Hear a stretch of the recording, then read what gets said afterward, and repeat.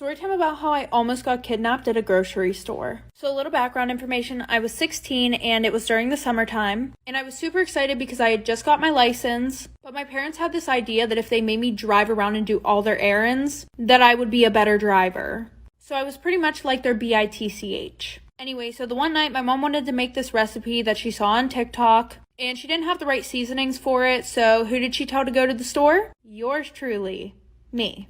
And on Sundays, the mini market that was in our town would close at 4 o'clock. So I had to drive like 30 minutes away to the nearest Target. And when I got there, I had to park in the back because they had like 10 handicap spaces up front, another 10 for when you sit there and they bring your shit out to you, and another 5 whenever you're picking something up that you already ordered. But in all honesty, that didn't bother me because I had never heard about any girls getting trafficked at a grocery store. Like for part 2. Part 2 about how I almost got kidnapped at a grocery store. So like I said, I parked all the way in the back of the parking lot. I mean, okay, not all the way in the back, but I was damn near close. So I go in and I'm not too familiar with this Target. I've only been here a few times because the mini market in my hometown is usually the one that I go to. So I'm looking around and I realize that there's this little girl following me. But it seemed like she was more like keeping an eye on me. Like she would stand like 20 feet behind me, but just like stare at me, you know, peek through the aisles. And she did that for like 10 minutes. But whenever I finally went up to the checkout, she was gone. And this woman came up to me. She was like, "Oh my gosh, have you seen my daughter? She was running around the store. I don't know where she is." So I described the little girl to her that I saw. And she was like, "Yeah, that's her. I can't find her. Will you please help me look for her?" And I didn't have the time for this because my parents were going to wring my neck. But I said, okay. Part 3 about how I was almost kidnapped at a grocery store. So like I said, she asked me to help look for her daughter. And I was like, I'm going to go tell a Target employee. And she was like, "No, don't worry. They're all already looking. They have security all over the place." And she was like, "Will you help me check the parking lot? Because I don't know if she left." She was like, "I've been having them look for the past 10 minutes. So I didn't think anything of this because I didn't think that some lady would try to kidnap me. So I went into the parking lot with her and I'm like, "Okay, where do you think she would have went? Like, did you drive here? Did she maybe go to the car?" And she was like, "No, we live like 5 minutes down the road. Do you think that we could get in your car and drive around?" And I said, "Yeah," because I thought that it would speed up the process. And my dad's truck was really high off the ground. So while we're walking, I'm like, "I think someone's under my car." And she was like, "What? No, it's probably just the shadow." And I'm like, "No, there's someone under my car." So I turn around to walk back into the store and she starts like pulling my arm towards my car. So an employee called the police whenever I went in there, and long story short, they were trying to kidnap me.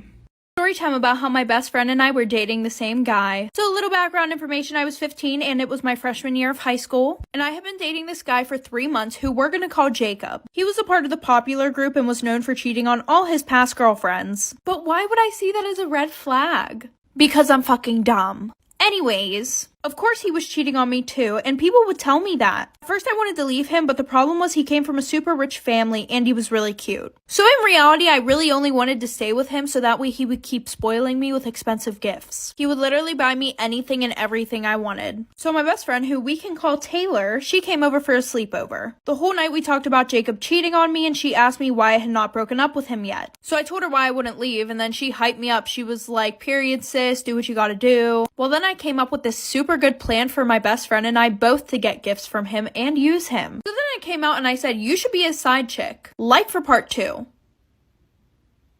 Part 2 about how my best friend and I were dating the same guy. So like I said before, he was cheating on me 24/7, but he was spending money on me 24/7. That's the reason why I wouldn't leave him. So then I told my best friend that she should be his side chick. So that way we could both use him for his money. So Taylor started flirting with him to try and make him want her too. And I may have given it a little push by giving her his Snapchat, so she tried to slide in his DMs and then also tried texting him on Snapchat. At first, his cheating ass did not want to do anything with her. And I was like, the one time.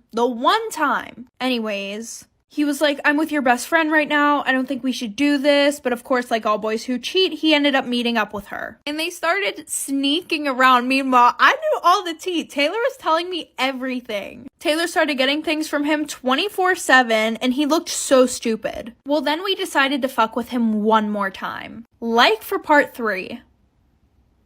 Story time about why I made my boyfriend stop being friends with his girl best friend. So a little background information. I was in my sophomore year of high school, and my boyfriend and I had been dating for about 6 months. And he had been best friends with this girl, we're gonna call her Addie, for about 3 years. Now, I had known Addie way before that, probably since we were in kindergarten. But her and I weren't like BFFs, we were more of acquaintances. But obviously we became friends because she was always around my boyfriend. A month after him and I started dating, I decided that we had to set boundaries for their friendship. Because they had first period together, right? Well, every morning at 9:45, I would go on Snapchat and I would see a picture of them. And it would be her kissing him on the cheek. Not only would it be on her story, but it would also be on his. And I had her on Snapchat before that. She had never done that, ever. So he said that he had talked to Addie about it, right? And things were good for the next 2 months. Then they were forced to work together on a project. Like for part 2. Part 2 about why I made my boyfriend stop being friends with his girl best friend. So like I said, they had been forced to work together on a school project. At least that's what he told me. So I brushed it off because I was not about to seem like the jealous girlfriend. Well, the next day, him and I were supposed to go out to the movies. So I texted him right before we were about to leave, and I said, "Hey, are you on your way to get me?" He goes, "OMG, no, I'm sorry, I forgot. I have to work with Addie on this project. She's about to come over my house." So at this point, I'm like really pissed off. So I text him and I say, "I thought you guys had a whole week to work on this project. Why does it have to be tonight?" Addie knew that him and I were supposed to go to the movies that night also. He said, "We just want to get it done really quickly so that way I can spend the rest of the week with you." And she's snapping me the whole time that she's at his house. Off of his phone. So at around 1:30 a.m., I get a Snapchat from her on his account, and she's laying on his chest. Like for part 3. Part 3 about why I made my boyfriend stop being friends with his girl best friend. So like I said, she snaps me at 1:30 in the morning, a picture of her laying on his chest, and it's captioned, "Hey girlie, I hope you don't mind, but I have to spend the night at his house. He lost track of time working on our project, and it's way too late for him to take me home." So at this point, I'm furious, and I don't snap her back. So the next morning, I call my boyfriend, and I asked him, "Hey, is Addie still there?" So he says yeah, and then I ask him to put me on speakerphone. So when he does, I say hi to Addie. She goes, "OMG, hey girl, how are you?" And that's when I pretty much go off on this bitch. I tell him that while he was asleep, she was sending me pictures of her laying on top of him, off of his Snapchat, and that she was sending those type of pictures to multiple people on his Snapchat, because my best friend had texted me that morning, saying that she thought that we broke up because Addie was sending her pictures of her laying on top of him. So I tell him, pick, me or her. And she starts crying. After a minute of silence, he hangs up the phone and then blocks me. Good luck to the next girl. Storytime about why I hate my brother's girlfriend. So a little background information, I was 14 years old and had just started my freshman year of high school, and my brother and his girlfriend were both seniors. And we're gonna call his girlfriend Riley. Now, Riley and my brother started dating in the middle of the summer, and you would think since they just started dating and basically just met each other that I wouldn't know her that well. But literally 2 days after they started dating, she started spending every single day at my house. I'm being serious, like she had a whole duffel bag that had basically her closet in it. But that wasn't the problem. So in the summertime, my parents would plan a lot of family activities, and since they were called family activities, his girlfriend wasn't allowed to go. I mean, I think she would have been allowed to go, but she was also really disrespectful to my mom. So after one of our family days, my parents asked my brother if Riley would be joining us for dinner, and he just ignored them and went up to his room. And my room's right next to his, so I could hear everything. And Riley called him, like for part 2.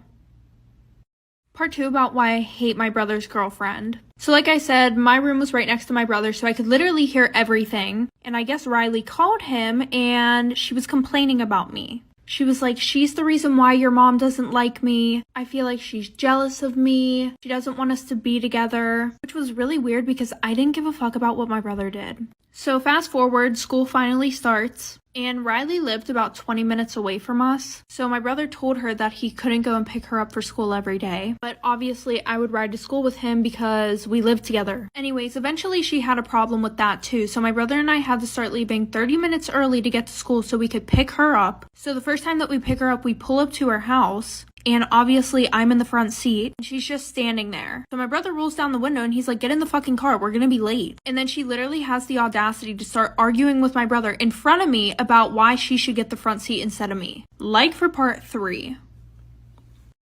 Part 3 about why I hated my brother's girlfriend. So like I said, once she got in, she started screaming about how she should get the front seat instead of me. So I turn around and I'm like, last time I checked, you've only been here for 2 months. Stay in your fucking lane. And then she starts crying because she's like, oh my god, your sister's so mean to me. Like, I just feel like I should have more respect as his girlfriend. So fast forward to the weekend, my mom said that she needs to have a talk with me. And she's like, honey, I know you may not like your brother's girlfriend, but you have to stop being mean to her. And I'm like, what are you talking about? I've only had one conversation with her in the last week, and that was to tell her to stay in her fucking lane. And then I told her about everything going on, so she calls my brother down to ask him if it's true, and my brother was pretty pissed off at me, but he wouldn't lie. So my mom said that she was not allowed over the house anymore, and that he wasn't allowed to go pick her up from school until I got my license. So that just caused more problems between her and my brother, so he broke up with her. And then she started spreading rumors that she broke up with him because there was something weird going on between him and I.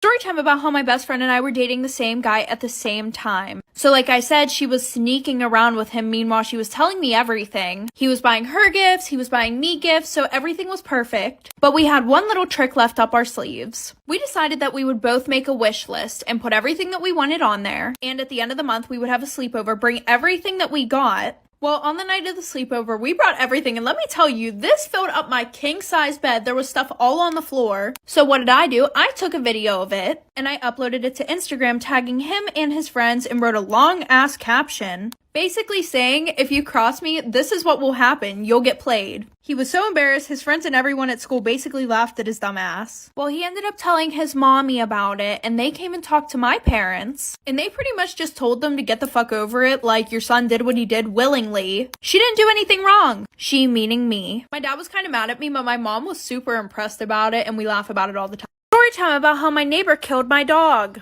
So a little background information. When I was about 3 years old, my parents got me a German Shepherd. And my neighbors who lived next to us absolutely loved our dog. And so did their kids. Like, their dad literally put a doggy door in the fence, so that way our dog could go back and forth from our house to his house. Well, when I was about 8 years old, my neighbors decided to sell their house. So he told us that he had to take out the doggy door because the people that were buying his house hated animals. Well, the people who had just bought his house, they ended up moving in before he could take out the doggy door. So our new neighbors asked us if we could put like a piece of plywood in front of the door so that way our dog couldn't get through. And they said that they would do the same to their side of the fence. So my dad said, yeah, he put a piece of plywood in front of there. Well, my dog, Gabe, the one night that my brother let him out, he ended up getting the plywood off of the doggy door. Well, my brother literally had to crawl through the doggy door to get the dog before one of them saw him in the yard. Like for part 2 about how my neighbors killed my dog. So like I said, my brother let the dog out, and my dog got the piece of plywood off of the door. And my brother had to crawl through the doggy door to get my dog out of our neighbor's yard, so that way our neighbors wouldn't wake up and know that he got through. But whenever my brother went to go get Gabe,